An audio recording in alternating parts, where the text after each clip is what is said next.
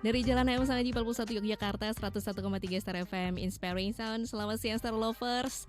Saya Widya Pradipta masih menemani Anda dan menyapa Anda di program Harmoni Keluarga bersama dengan DP3AP2 atau Dinas Pemberdayaan Perempuan, Perlindungan Anak dan Pengendalian Penduduk Daerah Istimewa Yogyakarta. Dan siang hari ini kita akan membahas tentang ruang publik responsif gender. Mungkin banyak yang belum paham tentang tema kita di siang hari ini ya. Kita akan bahas itu bersama dengan dua tamu kita gitu ya. Saya sapa dulu untuk yang pertama, yaitu Bapak Umarudin Masdar, anggota DPRD DIY. Selamat siang Pak Umar. Selamat siang Mbak Widya. Mohon maaf Bapak agak mendekat. Nah, kan kita bukan muhrim. Oh iya, mendekat ini mikrofonnya maksudnya siap, Pak siap. gitu. Oke. Sehat ya Pak ya? Alhamdulillah sehat. Alhamdulillah sehat, walaupun batuk-batuk dikit ya Pak. Oke, Pak Umar tidak sendiri, ditemani oleh Ibu Surani Hasanati, gitu ya. Ibu Rani panggilannya ya. Siap Mbak Widya. Oke, Ibu Rani ini adalah dosen Fakultas Geografi UGM ya Ibu ya. Betul. Termasuk juga periset kelompok studi gender dan pembangunan gitu ya Bu ya. Betul. Oke, pokoknya banyak banget nih. Berarti nanti risetnya, penelitiannya ya Bu ya. Ini akan melengkapi obrolan kita di siang hari ini ya Star Lovers ya. Seperti biasanya Star Lovers silahkan bergabung di line WA kita di 0818621013 atau juga di Instagram kita @starjogjafm. Jadi silahkan, mumpung ada Pak Umar dan juga Bu Rani di sini yang siap nanti akan menjawab pertanyaan-pertanyaan dari Star Lovers gitu ya. Tema kita mungkin bagi sebagian orang ini agaknya berat gitu ya, karena membicarakan tentang ruang publik responsif gender dan mungkin juga belum banyak yang tahu sebenarnya ya. Sebenarnya apa yang dimaksud dengan ruang publik yang responsif gender ini gitu. Mungkin yang pertama dari Bu Rani dulu kali ya, yang lebih ini ya, menguasai tentang ruang publik responsif gender selaku dosen Fakultas Geografi UGM juga nih. Monggo Bu Rani. Ya baik, terima kasih Mbak Widya. Halo Star Lovers, ini mungkin bertanya-tanya juga ini ya, kenapa geografi ya dengan gender begitu iya. kan? Kaitannya apa gitu ya. Ya, jadi mungkin taunya kalau geografi itu menghafal peta, nama jalan, nama provinsi. Itu pelajaran zaman Iya ini kan, ya Bu ya, iya. SMP SMA ya Bu ya.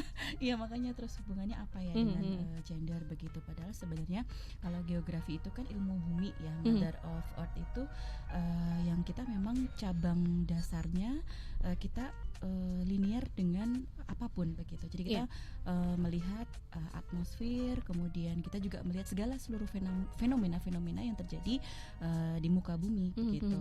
Jadi tidak hanya yang klimatologi, tidak hanya litosfer begitu ya, tapi kita juga bagaimana mengkaji hubungan antara manusia dengan alam dan sebaliknya seperti itu, sehingga ketika mempelajari tentang gender ini kita juga karena kan gender hubungannya antara manusia dengan lingkungan itu tadi, tempatnya. Nah, gender itu kan sebenarnya bentuk ya, konstruk ya. Karena kalau istilahnya male atau female itu kodrat ya.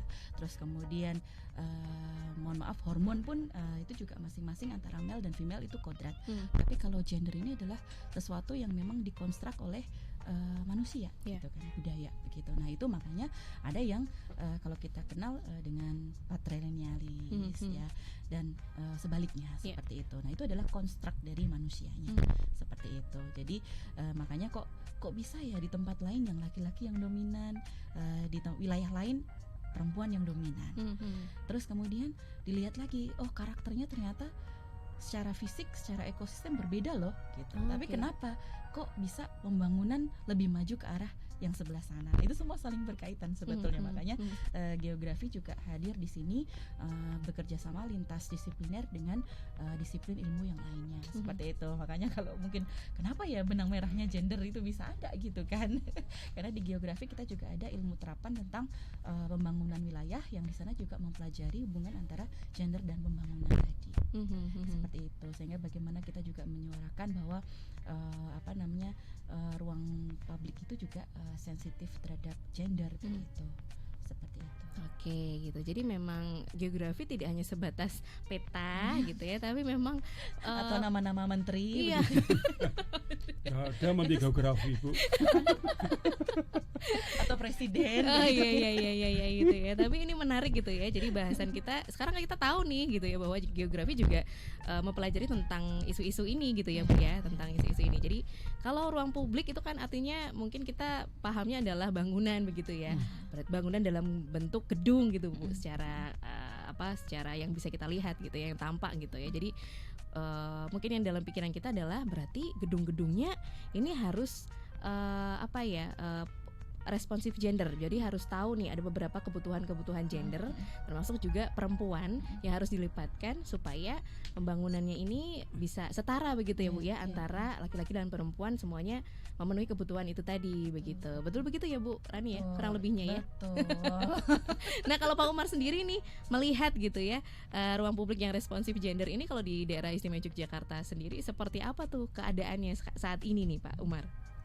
Jadi kalau saya melihat dan mengamati bahwa sebenarnya istilah ruang publik itu adalah kontras dari ruang private. Jadi nggak murni melulu bangunan. Tapi itu yang pertama. Yang kedua bahwa keadilan dan kesetaraan gender adalah tuntutan zaman yang tidak mungkin kita lawan. Betul. Ya, jadi karena ada banyak riset misalnya dari Lembaga Keuangan Dunia bahwa ketika partisipasi gender itu sangat adil dan setara, maka suatu negara akan bisa meningkatkan sekitar 17%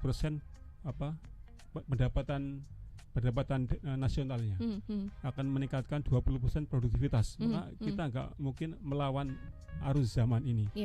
Dan kita bersyukur di Jogja sebenarnya secara faktual ruang publik, kebijakan dan banyak hal itu sudah, kalau saya melihat mengamati, sudah cukup responsif gender karena memang Jogja ini salah satu IPG-nya itu terbaik nasional, indeks pembangunan gendernya itu terbaik nasional. Jadi karena ada banyak tokoh-tokoh perempuan yang muncul ke permukaan, partisipasi perempuan dalam politik, dalam perencanaan kebijakan sangat bagus, maka itu menjadi indikasi. Dan itu ketika IPG-nya tinggi, saya kira itu indikasi juga bahwa ruang publik kita sudah cukup responsif gender. Oke, itu dari Pak Umar ya. Kalau dari Ibu Rani sendiri melihat nih, ini kan perempuan ya Pak. Apakah Ibu Rani juga sudah melihat ruang publik yang ada di DIY ini sudah responsif gender ini, Ibu Rani? Kalau kita dari kacamata akademisi ya, itu hubungannya antara konsep ya Pak. Oke. Saya kuliah lagi nih ya Bu ya. Satu SKS nggak apa-apa. Ya mungkin ibaratnya sudah cukup baik ya, apalagi mendapatkan banyak predikat juga ya DIY, baik dari Kementerian Pemberdayaan Perempuan dan Pelindungan Anak Republik Indonesia dan lain sebagainya. Itu sebenarnya selain dari data tadi ya, IPG dan segala macamnya itu memang menunjukkan kita lebih baik ya, lebih baik daripada wilayah lain di Indonesia secara aspek gender. Akan tetapi memang harus terus kita tingkatkan, mengingat penduduk itu terus bertambah dan perempuan itu komposisi secara demografis itu jauh lebih banyak daripada laki-laki. Permasalahannya kan di situ. Dan yang membedakan keduanya adalah sebenarnya karakternya kan. Kalau perempuan tuh kan ingin aman ya Pak, ya nggak Pak? Perempuan tuh ingin aman, nyaman. Kalau laki-laki mungkin nyuwun sewu standarnya ya yang penting saya bisa beraktivitas, mungkin begitu ya kasarannya seperti itu. Kalau perempuan laki-laki juga ingin aman Bu. Kalau ketahuan nanti bahaya. Nggak pengen kalah ini.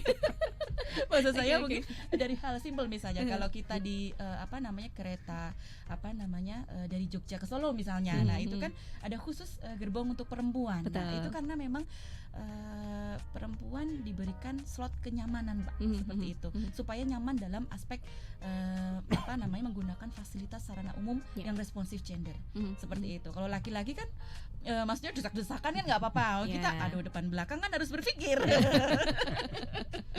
Jadinya memang perbedaannya itulah yang kemudian membuat fasilitas yang responsif gender itu yang aman bagi perempuan seperti apa. Kemudian mungkin lain lagi kalau misalnya ternyata perempuan ini juga membawa bayi dan lain sebagainya. Betul. Itu kan jadi kan itu istilahnya ya responsif gender itu tidak hanya bagi perempuan tapi juga lansia, terus kemudian kepada anak-anak juga gitu. Jadi lebih ke arah karakternya itu masing-masing pasti ingin nyaman menggunakannya dan merasa bahwa saya dilindungi begitu. Tidak misal kita sedang duduk terus diliatin begitu gitu kan ya Pak, atau mungkin wah kan banyak ya sekarang viral ya misalnya yang kita berdiri di apa namanya mungkin stasiun bukan di Indonesia begitu terus kemudian diamati itu namanya dilecehkan. Nah itu yang menimbulkan tidak nyaman, padahal kita mungkin selepas pulang kerja atau ya kita pingin istirahat sebentar di stasiun atau di apa namanya kereta itu untuk kemudian kembali sampai ke rumah. Ya itu yang membutuhkan bahwa fasilitas kemudian ruang publik itu memang harus penting untuk terus ditingkatkan, ada responsif gendernya seperti itu. Dan kalau saya mengamati di banyak tempat, di mal-mal, di kereta api, stasiun, di beberapa tempat saya kira di Jogja sudah cukup responsif gender karena seperti ruang laktasi, ruang perempuan, anak-anak itu sudah tersedia dengan baik. Tapi saya perlu memberi catatan tadi, kalau misalnya laki-laki itu mengamati itu karena dia perhatian, bukan karena ingin niat jahat. Asal harapannya demikian ya. Tapi kadang kan juga nggak ini ya Pak, agak risih ya Pak ya kalau diamati terus. Ini Pak Umar berhadapan dengan 2 perempuan loh Pak. Mari kita amati. Oke gitu. Jadi responsif gender tidak hanya terbatas pada perempuan saja, tapi juga anak-anak, kemudian juga lansia begitu ya. Ini yang harus kita ingat lagi gitu ya, bahwa tidak hanya perempuan saja, bahkan mungkin juga disabilitas gitu ya. Bu ya. Gitu ya, itu juga inklusif. Nah, ya benar itu. Jadi memang pembangunan atau ruang publik itu penting banget responsif gender. Karena ada pertanyaan tadi sebelum talk show ini dimulai gitu ya. Kenapa ruang publik harus responsif gender gitu ya? Selain karena pertama jumlah penduduknya perempuan juga paling banyak, kemudian juga memberikan rasa aman dan juga nyaman pada penduduknya, apalagi perempuan tadi begitu ya. Mungkin ada hal-hal lain lagi yang Bu Rani bisa tambahkan gitu ya, kenapa ruang publik harus responsif gender gitu? Ya, karena pertama lagi kita sekarang kan perilaku ya istilahnya, orang itu tidak bisa kita prediksi ya, behavior. Ini juga di geografi juga kita ada ilmu tentang human behavior. Oh ternyata ada ya geografi ya. Food behavior juga ada, kita foodism itu juga. Siap. Minjam dari psikologi. Kita lintas di situ. Menarik ini Bu. Ya, jadi memang hal-hal yang tidak bisa kita prediksi itu yang istilahnya membuka kesempatan yang tidak kita duga. Nah itu yang perlu kita antisipasi. Sehingga tentu selain ya memang semuanya bermuara dari aspek kenyamanan tadi. Ya supaya semua aman dan segala bentuk kalau misalnya terjadi kejadian A terus kemudian apa responnya B, sesegera mungkin misalnya misalnya ibu ini butuh anaknya merengek-rengek nangis begitu ya, padahal di situ di fasilitas masih di kereta gitu kan, di gerbong yang seperti itu nggak mungkin berhenti dong gitu kan. Nah kemudian apa lagi, ternyata mungkin perlu ada daya layan yang lain, misalnya staf yang seharusnya biasanya maaf namanya apa itu ya Pak ya, yang biasanya mereka ikut masuk petugas kereta itu yang pakai baju coklat. Nah itu yang perempuan penting itu. Nah karena dalam upaya supaya secure bagi gerbong perempuan, anak dan lansia tadi juga nyaman. Itu penting sekali, karena kalau kita di treatment sama laki-laki yang perempuan tuh pasti akan menjaga jarak tadi, bukan muhrim, selain bukan muhrim ya, tapi sekali lagi bermuaranya ke kenyamanan ya. Jadi istilahnya seperti itu. Tapi kalau kita sama perempuan pasti kita mau menenangkan dengan gesture seperti ini aja kita iya ya gitu. Tapi kalau laki wah pelecehan ini gitu kan. Nah, betul. Itu yang perlu ya, nyaman itu memang sangat besar sekali sehingga tidak hanya fasilitas tapi juga pendukungnya. Ya, seperti itu. Saya kira kalau kenapa ruang publik itu perlu dan terus harusan responsif gender, karena yang pertama saya kira kita ingin memastikan semua warga negara itu bisa merasakan menikmati haknya dengan maksimal, apapun, perempuan, laki-laki, anak-anak, orang tua, disabilitas. Yang pertama. Yang kedua, bahwa aktivitas kita bernegara, bermasyarakat hampir semua di ruang publik. Ada ruang ekonomi, ruang sosial, ruang budaya, ruang agama, ruang bisnis, semua di ruang publik. Kalau itu enggak responsif gender, pasti akan ada hal-hal yang capaian-capaian yang ingin kita capai dalam proses itu akan terhambat, atau akan menurun, bahkan mungkin kontraproduktif. Maka dua hal itu yang ingin dipastikan bahwa itu harus kita bangun agar semuanya responsif gender. Oke. Jadi supaya responsif gender itu juga terwujud, itu artinya ada keterlibatan perwakilan ya, seluruhnya ya, seluruh stakeholder gitu, supaya tahu sebenarnya kebutuhannya apa saja, supaya bisa terwujud itu namanya pembangunan ruang publik responsif gender gitu. Nah, dari Bu Rani sendiri juga melihat dari kacamata segi akademisi, apakah keterlibatan itu sudah dilakukan gitu Bu? Ya, kalau kita memang riset itu juga sudah banyak ya. Jadi ibaratnya seperti ini, suatu wilayah misalnya kelurahan ya, di tingkat kelurahan. Belum tentu lurah perempuan itu menjamin seluruh kebijakan di desanya responsif gender. Laki-laki pun begitu. Belum tentu ketika dikiranya wah ini pasti semuanya maskulin, justru malah yang laki-laki itu justru yang kebijakannya banyak yang responsif gender. Nah, kita tidak bisa terus kemudian menjustifikasi karena kita memang ada keterwakilan perempuan itu 30% wajib. Betul. Tapi sekali lagi semua itu harus balance. Jadi antara equality dengan equity itu harus istilahnya kita bedakan. Ibaratnya kalau kita memposisikannya setara itu adalah sesuai dengan porsinya. Misalnya kalau kita pengen ngelihat sebuah pertandingan begitu ya, sedangkan saya sama Pak Umar nih, Pak Umar jauh lebih tinggi dari saya gitu kan, kita sama-sama pengen lihat Pak Umar diberikan satu blok tangga sudah cukup bisa melihat, saya satu blok tangga masih kurang begitu, padahal itu disebut setara, sudah dibagi sama satu blok. Gendong nanti. Wow. Katanya bukan muhrim Pak tadi. Ya, artinya kan berarti ini tidak beres konsep setaranya.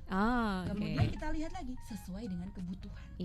Nah, itulah yang kadang-kadang laki-laki atau perempuan itu memang semuanya harus teredukasi sama-sama responsif gender tadi. Ternyata Bu Rani harus membutuhkan, coba kita tambahin satu blok lagi. Pak Umar nggak boleh iri, Pak Umar sudah lihat gitu kan. Ternyata Bu Rani kasih satu blok masih belum bisa lihat gitu. Masih harus jinjit. Nah, artinya bagaimana suatu responsif gender itu kita juga sesuaikan dengan kebutuhannya. Tidak serta-merta semua rata dibagi. Seperti itu. Rata itu belum tentu sesuai kebutuhan begitu ya. Jadi kalau saya menambahkan begini, jadi boleh Pak.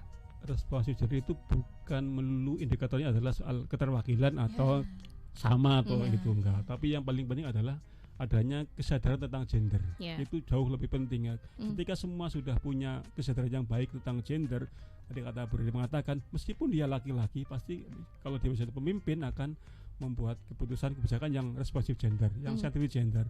Kalau dia perempuan, meskipun dia pemimpin perempuan, kalau dia nggak punya kesadaran gender, ya belum tentu kebijakannya akan responsif. Makanya yang paling penting adalah kita terus-menerus bersama-sama mengkampanyekan tentang pentingnya atau membangun kesadaran gender. Gender awareness itu sangat penting. Kuncinya di situ.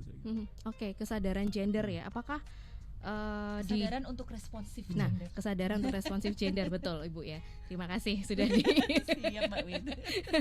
Kesadaran untuk responsif gender ini apakah juga sudah bisa dilihat gitu ya di daerah istimewa Yogyakarta terkait dengan ruang publik yang responsif gender itu tadi. Apakah ini juga jadi salah satu tantangan nih untuk mewujudkan ruang publik yang responsif gender nih, Pak Umar monggo dan juga Bu Rani.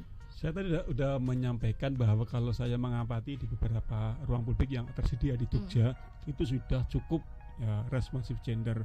Beberapa sarana prasarana hal-hal yang mendukung sudah cukup responsif gender. Tapi ini kan zaman terus berubah. Betul. Saya kira itu ke depan terus perlu ditata ulang, ditingkatkan bagaimana agar ruang publik yang sudah responsif gender itu juga ditopang oleh kesadaran gender yang baik. Itu biar saling menguatkan. Saya kira itu kuncinya di situ. Bu Rani, bagaimana Bu melihat ini? Ya, memang sudah cukup baik ya dibandingkan dulu. Kalau saya lahiran dulu 2010 sama sekarang, dulu di kami ruang laktasi aja kami masih menggunakan ruang kuliah begitu ya. Tapi sekarang jauh berbeda. Semua sudah ada, sudah komplit lah. Istilahnya sudah benar-benar responsif gender. Jadi sekarang bagaimana supaya mengusahakan tidak hanya berhenti hanya sebatas membuat fasilitasnya saja. Tetapi kemudian bagaimana generasi selanjutnya itu juga disadarkan gitu. Karena apalagi sekarang kan era yang membuat kita berasa Gesellschaftnya itu kalau dalam teori itu sifat kekotaannya, egoisnya sangat tinggi. ya yang penting gue nyaman, lu mah terserah gitu kan. Nah itu padahal fasilitas sudah dibangun sedemikian bagusnya gitu. Terus kemudian arahnya kita adalah sekarang juga tantangannya adalah mengedukasi generasi muda supaya juga responsif gender. Gitu. Oke, itu salah satu tantangannya ya Bu ya. Dari sekian banyak hal gitu tadi. Ini perlu terus digaungkan gitu ya tentang kesetaraan dan kesadaran responsif gender itu tadi ya. Iya, karena kesadaran nilai-nilai itu kan tidak selamanya terpatri dalam setiap orang. Pasti ada kala dia datang kadang pergi. Kalau dalam agama itu kata agama itu iman itu kadang datang kadang pergi. Situ wayang kus. Kalau pas di tempat ibadah imannya naik, kalau keluar imannya berkurang, itu biasa.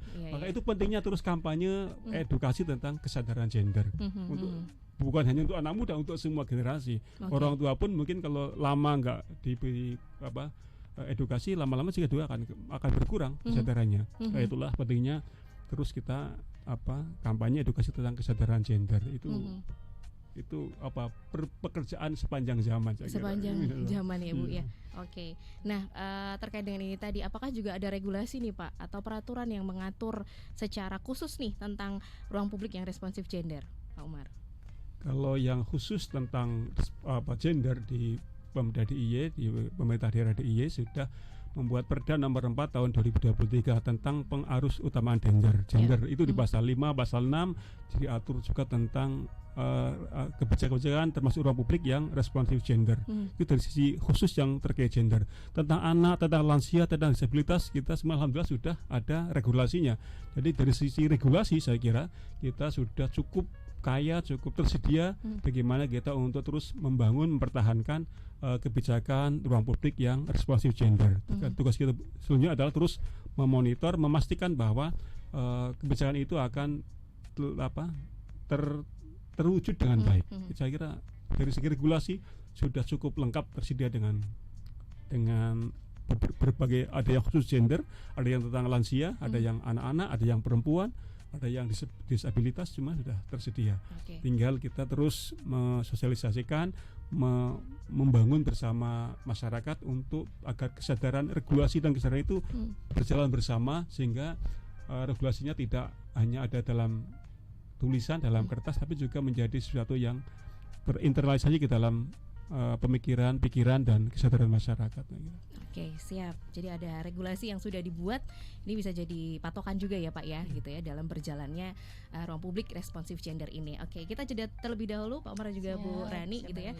Silakan Star Lovers yang ingin memberikan pertanyaan atau tanggapannya, kami berikan waktu gitu ya, karena kita sampai jam 3 aja nih. Monggo silakan sampaikan lewat WA kita di 0818621013 atau di kolom komentar Instagram kita @starjogja_fm. Setelah lagu yang berikut ini kita akan kembali lagi. Kami kembali lagi Star Lovers di program Harmoni Keluarga bersama dengan Dinas Pemberdayaan Perempuan, Perlindungan Anak dan Pengendalian Penduduk Daerah Istimewa Yogyakarta. Yang kita bahas hari ini tentang ruang publik responsif gender gitu ya. Akhirnya terbukakan juga gitu ya informasi-informasi ini bahwa responsif gender di Yogyakarta khususnya ini sudah berjalan dengan baik begitu ya. Bahkan tadi ada IPG gitu ya, Indeks Pembangunan Gender, yang ternyata Yogyakarta ini menempati posisi terbaik begitu ya Pak Umar ya. Jadi masih bersama Pak Umar, Bapak Umarudin Masdar, anggota DPRD DIY, kemudian juga ada Ibu Surani Hasanati, dosen Fakultas Geografi UGM, Star Lovers. Silakan yang ingin bergabung dengan kami, sampaikan pertanyaan atau tanggapannya di 0818621013 atau di Instagram kami @starjogja_fm. Ada pertanyaan menarik ini Pak Umar dan juga Bu Rani, saya bacakan dulu ya sembari kita akan membahasnya gitu ya. Topik tentang gender memang selalu menarik banget nih. Jadi mau tanya, contoh praktek baik dalam menciptakan ruang publik yang ramah gender ini seperti apa sih yang mungkin kedepannya bisa diterapkan di kota-kota yang ada di Indonesia? Mengingat tadi juga Yogyakarta menjadi peringkat yang terbaik nih dalam IPG tadi ini. Pak Umar dan juga Bu Rani, mohon tanggapannya. Praktik-praktik baik yang menciptakan ruang publik ramah gender ini seperti apa? Jadi praktik tentang katakanlah ruang publik yang ramah gender itu pasti dimulai dari kebijakan. dan itu sesuai amanat Perda nomor 4 tahun 2023 bahwa kita ingin memastikan bahwa pelaksanaan pengawas utama gender itu dimulai dari perencanaan yang responsif gender, terus pembuatan kebijakan yang responsif gender, pelaksanaan kebijakan dan aplikasi realisasi yang juga responsif gender. Dan itu setiap sesi ada ada kualifikasinya, ada monitoringnya. Itu yang pertama. Yang kedua tadi kami dan beliau juga menyampaikan bahwa dari segi sarana dan prasarana di DIY saya mengamati sudah cukup responsif gender ruang publiknya. Ada sarana khusus tadi misalnya untuk perempuan, untuk lansia, bahkan misalnya dalam perda tentang kesejahteraan lansia itu kita ingin memastikan semua ruang publik juga peduli dengan atau ramah lansia, tempat ibadah, pasar, semua trotoar apapun itu ramah lansia. Itu ada dalam sarana dan prasarananya. Tapi sekali lagi itu sudah dicapai meski belum maksimal ya. Tapi dari segi itu saya kira Jogja sudah bisa kita sebut atau memenuhi indikator kota yang atau dari segi kebijakan, perencanaan dan pelaksanaannya sudah cukup responsif gender. Dan kalau ini katakanlah bisa ditiru oleh daerah lain, saya kira itu pasti dimulai dari sejak perencanaan, pembangunan, terus kebijakannya dan realisasinya itu semua. Tinggal nanti kalau sudah terlaksana biasanya di lapangan pasti akan ada masalah. Tadi kata Bu Rani misalnya sudah ditata responsif gender, sudah ditata misalnya ada ruang khusus perempuan di mall untuk laktasi dan sebagainya. Kadang-kadang masih ada juga yang tidak perempuan masuk itu misalnya. Sudah ditata trotoar yang khusus untuk difabel, tiba-tiba ada alih fungsi untuk hal lain. Itu yang perlu monitoring dan perlu terus kita monitor agar ini tetap sesuai dengan yang kita harapkan. Oke. Jadi monitoring ini ya Bu ya, Bu Rani ya, tadi disampaikan oleh Pak Umar, ini menjadi tugas bersama ya Pak ya. Tugas bersama tidak hanya Pemda, tidak hanya akademisi, tapi dilihat dari sisi akademisnya sendiri seperti apa Bu contoh praktik baiknya menciptakan ruang publik yang ramah gender ini? Ya, mungkin kalau di kampus sendiri kita bisa menunjukkan Wisdom Park ya. Itu Taman Kearifan UGM yang memang sudah dirombak sedemikian rupa yang responsif gender. Jadi untuk lansia, untuk tidak hanya perempuan ya, anak-anak itu bisa semuanya di sana ya beraktivitas apapun. Nah, sudah pernah? Sudah dong. Gimana kan tesnya? Top. Jadi bisa dilakukan secara mungkin kita dengan geng arisan atau mungkin kita dengan family atau mungkin kita memang membawa suatu acara ke sana pun bisa begitu. Ibaratnya memang menyasar semua aspek itu nyaman berada menggunakan fasilitas di sana. Itu contoh di kita. Cuman kalau kembali lagi apakah bisa diaplikasikan di tempat lain? Kalau kami dari geografi tentu harus melihat dulu karakteristik fisik, sosial dan masyarakat budayanya seperti apa. Tidak serta-merta terus kemudian bisa dikopi nih dari sini dipindah ke sana. Dikaji dahulu di sana seperti apa. Oh ternyata yang dibutuhkan di sana malah justru yang gender khusus lansia. Nah itu kan berbeda proporsinya. Jadi mungkin yang disesuaikan misalnya railingnya tidak hanya tangga begitu, tapi dibentukkan sedemikian rupa. Nah itu yang sebenarnya dari awal harus dilakukan kajian, kemudian kajian akademis, kajian benar-benar yang mengkaji aspek fisik wilayah dan ekonominya itu, terus kemudian nanti dituangkan dalam perencanaan tadi, betul. Perencanaan yang melibatkan dari berbagai para pihak. Terus kemudian baru nanti bisa kepada decision maker seperti apa. Jadi dilihat lagi karakteristik satu daerah karena berbeda-beda ya Bu ya. Tidak bisa nanti jangan sampai ketika sudah diadopsi bagus banget ya Wisdom Park dibawa udah kita anggarkan 500 triliun misalnya ternyata nggak ada yang make. Coba, padahal fasilitas sudah kebanyakan anggarannya 500 triliun. Misalnya Bapak. Misalnya apa?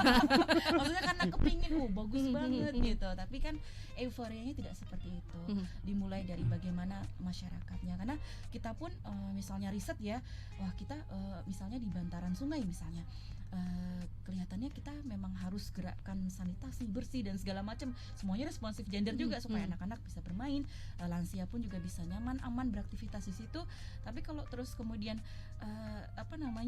kita berikan teknologi tanpa kita melihat karakter fisik dan kemudian sosial masyarakatnya, akhirnya teknologi terpasang, tapi siapa yang melakukan, siapa yang istilahnya experience-nya nggak ada lagi di situ. Betul. Sebatas sudah seremonial. Nah itu yang jangan sampai kita duplikasi boleh, tetapi harus memerlukan pengkajian yang matang. Karena sesuatu yang baik belum tentu baik di tempat lain. Betul. Gitu. Aduh ini quotes ya Bu ya. Jadi habis ini nanti akan bikin story. Tapi betul gitu ya Pak ya. Kebanyakan begitu. Benar. Itu yang kadang terlupa ya, bahwa kita juga punya karakteristik tersendiri-sendiri gitu ya. Orang di daerah istimewa Yogyakarta aja tiap kabupaten beda-beda begitu ya Bu ya. Betul. Jadi memang nggak bisa disamaratakan. Mungkin tapi bisa diadopsi beberapa hal gitu ya. Beberapa hal, tapi juga dilihat lagi, dikaji dulu sebelum akhirnya menentukan kebijakannya begitu ya Pak Umar ya. Khusus kan begini, Jogja kan satu kota pendidikan, kota pelajar. Saya kira ini juga perlu kita pastikan ruang publiknya responsif gender, biar pelajarnya aja ini menjadi suatu yang nilai tambah bagi kita, bagi Jogja. Yang kedua, Jogja juga punya keunikan karakter di mana jumlah lansianya tinggi, banyak, karena kita punya harapan hidup tertinggi nasional. Itu juga jangan sampai angka itu hanya menjadi angka katakanlah yang tidak punya makna. Jangan sampai menjadi musibah, tapi menjadi berkah kalau bahasa itu. Dan itu bisa dikelola dengan baik ketika kita bisa memastikan kebijakan kita, ruang publiknya, sejak perencanaan itu responsif gender. Karena semua kelompok segmen masyarakat, anak-anak muda, pelajar, lansia, perempuan, anak-anak disabilitas bisa terjamin hak-haknya di ruang publik. Yang kedua, mereka bisa tetap produktif. Betul. Itu biar masyarakat bisa terus bergerak untuk menuju sasaran yang ingin kita capai. Saya kira itu yang tambahan dari saya. Oke. Ada pertanyaan berikutnya nih dari Pak Dewata Edo gitu ya. Apakah masih ada ruang publik yang masih rawan pada pelecehan untuk perempuan nih? Monggo silahkan dijawab. Kira-kira masih ada nggak ya gitu ya? Ini aja dilihat dari laki-laki juga ternyata ingin tahu ya. Dari penanya juga masih ada nggak sih gitu ya? Karena kita menjumpai banyak ruang publik ya, Bu Rani dan juga Pak Umar. Apakah masih terdapat beberapa ruang publik yang rawan, bisa dikategorikan rawan pelecehan untuk wanita nih? Monggo. Ya, kalau sebenarnya semuanya bisa dibilang rawan kalau sudah istilahnya kalau di kami misalnya di Wisdom Park itu ada jam tutup dan jam bukanya begitu. Maka ketika sudah lebih dari jam buka, ya itu rawan. Mau dipakai seperti apa itu pasti rawan. Pertama dari segi penyinaran jelas kurang, itu kan sangat rentan ya. Terus kemudian dari hal-hal lainnya juga pasti akan membuat kesempatan itu rawannya semakin besar. Tapi kalau saya kira ya bagaimana kita membuat kebijakan itu ya jam buka jam tutup itu supaya mengeliminir hal-hal yang rawan itu sih. Kalau kami melihatnya dari seperti itu. Kalau saya begini, jadi secara secara fasilitas saya kira di Jogja sudah cukup tersedia ruang publik yang responsif gender, yang katakanlah ramah gender. Itu capaiannya harus kita pertahankan. Tapi lebih penting dari itu adalah bahwa kita meskipun ruang publik sudah responsif gender, tapi ketika kesadaran gender itu nggak tumbuh dengan baik, itu akan menjadi kerawanan. Betul. Di situ. Jadi dimanapun sudah kita siapkan yang responsif gender ruang publiknya, tapi ketika warga kita sendiri lalai gender atau tidak sadar gender, kira itu akan muncul kerawanan. Itu pentingnya kita terus tidak hanya mengejar fasilitasnya di ruang publik, tapi juga terus mengajak masyarakat untuk membangun kesadaran gender yang baik. Kira-kira itu. Dimanapun, kadang orang yang sudah sadar gender pun mungkin ketika khilaf dia akan bisa jadi salah ya Pak ya. Ini tugas sampai akhir hayat tadi menurut Pak Umar gitu. Seluruhnya. Betul. Kalau di kami kan memang ada kegiatan pengabdian masyarakat sebagai salah satu tridharma perguruan tinggi. Jadi selain riset, kemudian memberikan pengajaran, kita juga melakukan termasuk itu bagian edukasi itu. Makanya kami kerjasama dengan Kemantren, kerjasama dengan kelurahan, itu pasti untuk menerjunkan anak-anak, misalnya tidak hanya KKN, tetapi juga praktek-praktek lain yang di dalamnya itu diberi aspek kampanye atau edukasi itu gitu. Dan kita sasar sesuai dengan misalnya Kemantren kebutuhannya apa nih Pak, kalau gender misalnya yang fokusnya anak-anak dulu, misalnya seperti di Warung Boto ini yang tahun yang nanti SDGs-nya ada Bapak PJ Wali Kota juga, itu di sana ada RTH, nah yang dimanfaatkan makanya targetnya adalah anak-anak. Nah kemudian yang disasar edukasinya adalah untuk anak-anak supaya responsif gendernya anak-anak juga nyaman di situ. Jadi tergantung memang kita juga berusaha untuk melakukan kampanye edukasi itu melalui bagian dari pengabdian masyarakat, sinergi antara dosen dan juga mahasiswa. Oke, baik. Ini peran mahasiswa juga ya. KKN-nya jadi penting itu. Betul. Jadi KKN-nya tidak hanya bikin papan nama aja gitu ya. Sama seperti geografi, tidak hanya ngapal nama. Iya, itu dia. Jadi ini dia gitu ya, responsif gendernya di situ ya untuk teman-teman mahasiswa juga. Gitu bisa jadi ini bisa diadopsi nih kalau yang kayak gini-gini ya oleh mahasiswa-mahasiswa yang lainnya juga. Terima kasih juga, ada pertanyaan dari Pak Widi nih. Nah, kalau objek wisata di DIY sendiri apakah sudah ramah dan juga responsif pada gender? Nah, mengingat objek wisata di Jogja banyak banget nih ya.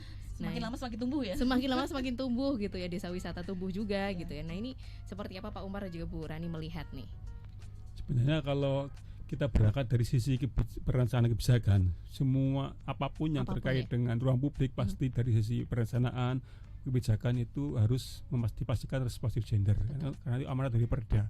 Memang prakteknya di lapangan kadang-kadang ya karena mungkin soal sumber daya manusia, soal pemahaman masih banyak beberapa saya kira yang belum terpenuhi dengan baik, dan itu tugas kita semua. Tapi kalau saya memantau, monitoring tempat wisata yang dikelola dengan baik, saya melihat semuanya sudah dari segi fasilitas ya, saya kira sudah cukup responsif gender. Tinggal yang masih beberapa lah yang saya kira belum tersedia dengan baik. Tapi kalau dari sisi kalau kita lihat dari kacamata tadi itu, saya kira semua memang harus mematuhi bahwa dari sisi perencanaan kebijakannya, terus realisasinya, penerapannya semua harus responsif gender, karena itu kebutuhan kita bersama. Kalau ketika tempat wisata itu tidak responsif gender, saya kira misalnya lama-lama orang juga akan mungkin berpikir dua kali, kalau saya nggak kesana nggak aman, nggak nyaman, itu kan pasti para pelaku wisata atau wisatawan pasti akan berpikir dua kali. Dan ketika mereka semua nyaman, saya kira mereka akan datang dengan nyaman, dan itu pasti akan media promosi juga ya Pak ya, akan berkorelasi positif dengan katakanlah pendapatan, produktivitas dan sebagainya. Dari sisi itu saya kira kalau semua melaksanakan itu, saya kira semua akan menyadari dan melaksanakan, termasuk di sektor wisata, pentingnya tempat wisata yang responsif gender.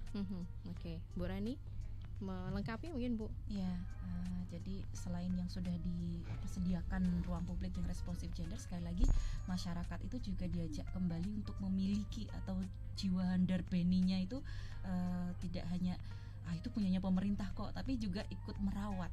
Jadi kalau misalnya fasilitas-fasilitas yang rusak, itu segera kemudian melapor, terus kemudian bagaimana pembenahan itu, jangan sampai tunggu viral begitu ya.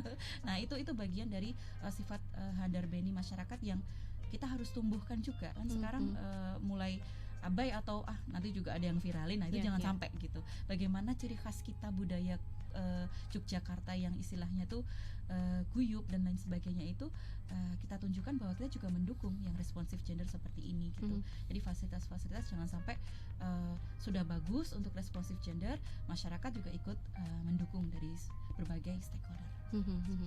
Oke, sense of belonging gitu ya Bu ya. Handarbeni nih Jawanya gitu ya. Jadi memang kita semua sebenarnya, tanggung jawab kita semua gitu ya, tidak hanya pemerintah saja atau juga pelaku wisata kalau di daerah yang dekat dengan objek wisata gitu. Nah, ini ada yang bertanya juga, sebenarnya parameter ramah dan juga responsif gender itu seperti apa?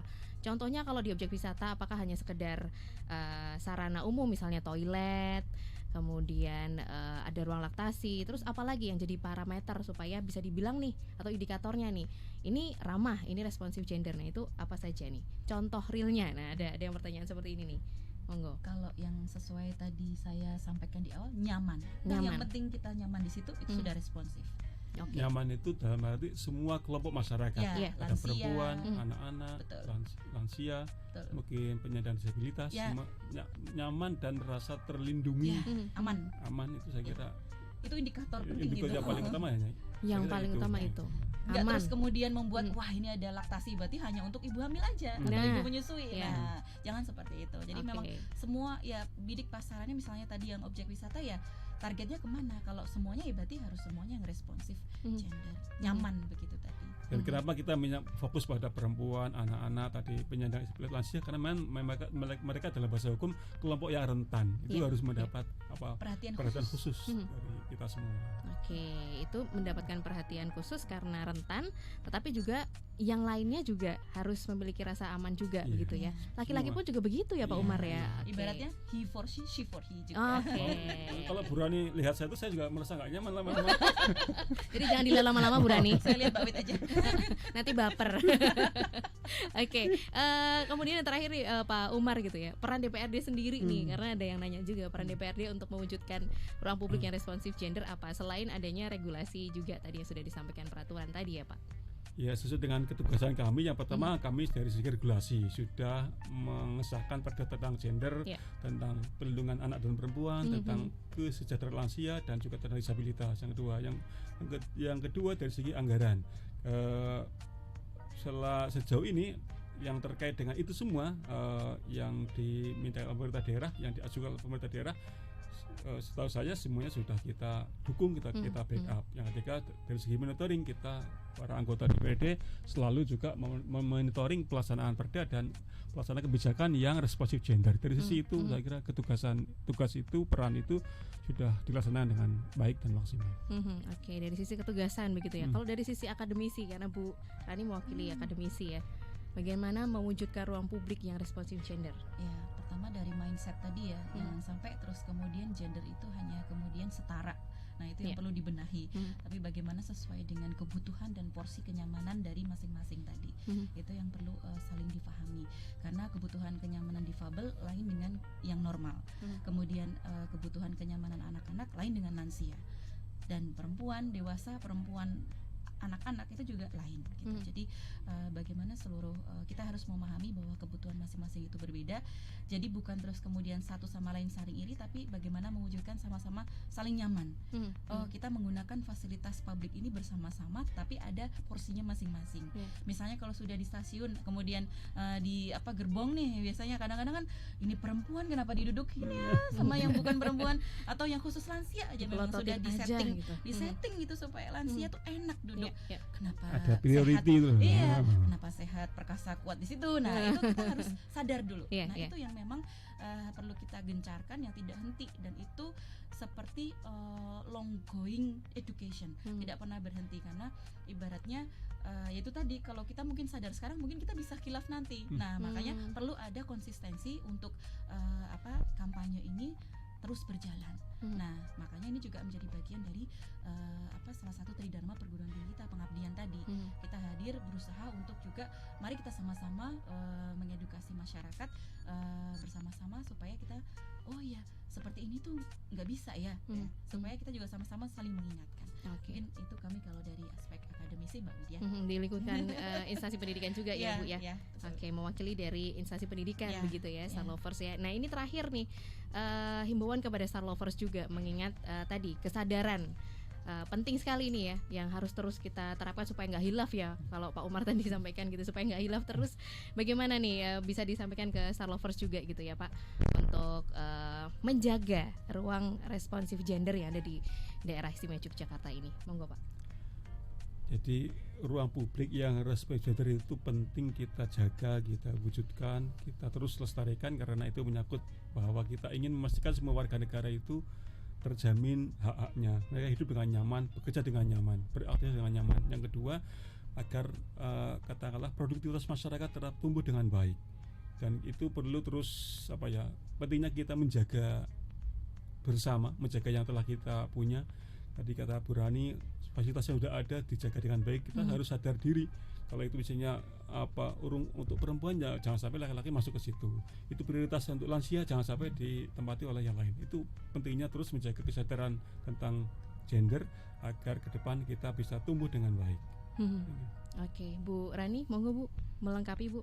Ya, mungkin kalau kita tetap berupaya terus memperjuangkan responsif gender ya, apalagi khususnya di ruang publik, karena bagaimanapun kita hidup tidak hanya di dalam rumah dan kita juga makhluk sosial, yang artinya bahwa satu sama lain juga kita saling menghargai, dan kita berada di daerah istimewa Yogyakarta pun tentunya harus menunjukkan sisi-sisi kegotong royongan kita yang lebih, bahwa kita saling memahami satu sama lain ya, sebagai entitas kehidupan, dan responsivitas terhadap gender ini bisa kita wujudkan dan kita jaga bersama selama kita mau untuk melindungi satu sama lainnya agar sama-sama nyaman. Oke. Untuk kepentingan bersama, jadi kita jaga bersama-sama begitu ya. Yang lupa ya kita ingatkan terus begitu ya. Pokoknya kita kampanyekan terus kesadaran kesetaraan gender ini gitu ya, supaya ruang publik kita juga semakin terjaga dengan baik, bisa dipakai untuk semuanya begitu. Terima kasih Pak Umar dan juga Bu Rani sudah berbagi banyak sekali informasi. Star Lovers sudah mendengarkan. Oke. Star Lovers ya. Kita akhiri perbincangan kita di Harmoni Keluarga kali ini. Terima kasih sekali lagi, mari kita jaga ruang publik yang responsif gender ini karena sudah berjalan dengan baik begitu ya. Ini untuk kepentingan kita bersama kok, tidak hanya kepentingan satu pihak tertentu tapi kepentingan bersama. Saya Widya Pradipta pamit, tetap semangat, salam sehat, sampai jumpa.